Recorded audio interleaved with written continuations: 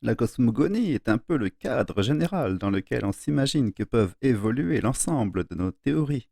C'est un rapiessage de croyances et d'hypothèses. N'empêche que, accrochez-vous bien, car aujourd'hui nous allons vous révéler comment et pourquoi l'univers a été créé. Ouais, youpi. Depuis le temps qu'on se posait la question, la noosphère est le nom donné à l'entité adimensionnelle où se loge l'information.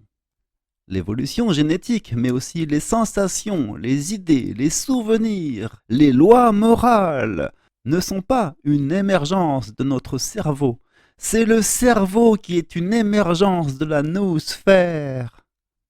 L'âme, qui est une question sur laquelle les philosophes butent depuis des millénaires, est une entité adimensionnelle, distincte de la noosphère. Après la mort, le vécu synthropique de l'âme est intégré à l'âme collective. Et le reste, on va dire qu'il est dissous dans l'acide des lois morales. De nombreux phénomènes, dits parapsychiques, s'expliquent par le concept d'âme collective. Par exemple, les cas dits de réincarnation sont en fait des résurgences de l'âme collective. Elle exerce une pression constante qui est effrénée dans les esprits vierges. Il faut comprendre comment elle agit.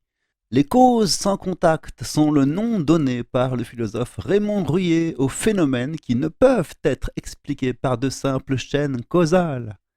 En particulier, la formation de l'oiseau dans son œuf répond à un plan idéal qui a été impulsé par la noosphère. En physique quantique, l'état ondulatoire de la lumière est probabiliste. Une particule, elle, est l'émergence de cette probabilité. Sans cette distinction ontologique, on reste confus devant les lois de la physique. Le chat de Schrödinger n'est pas mort et vivant à la fois. Une probabilité est vraie et fausse à la fois. C'est l'intersection de vrai et de faux. C'est-à-dire que c'est indéterminé.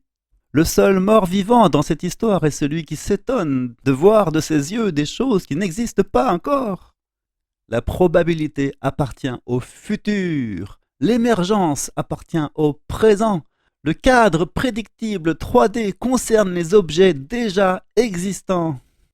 C'est étonnant et normal à la fois de percevoir le présent selon une courbure de l'avenir vers le passé. L'univers est déterministe et surtout il est anthropique. On sait comment il va se terminer. Et il va mal finir, en tout cas selon toute probabilité. Le hasard est ce qui n'est régi par aucune loi. Mais l'univers est l'addition de toutes les probabilités, c'est la fonction oméga en statistique. Ce qui est petit est complexe, et ce qui est grand est simple. À l'échelle microphysique, par exemple, il est impossible de déterminer le mouvement de chaque molécule d'eau dans un verre.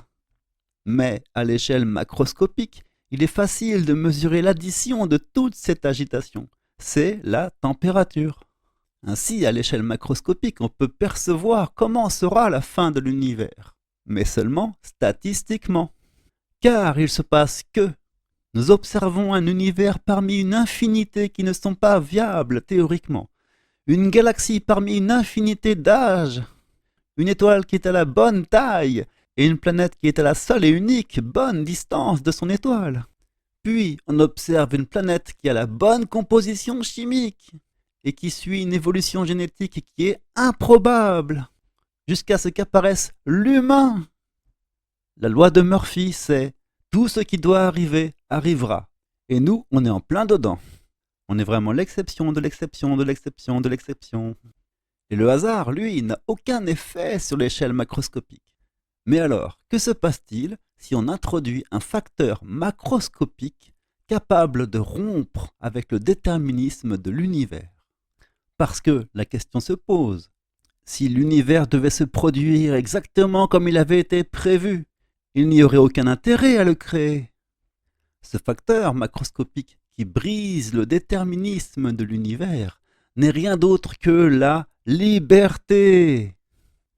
Dès lors, le respect volontaire des lois morales permettrait que se produise le dernier miracle cosmologique qui amènera l'univers vers son destin.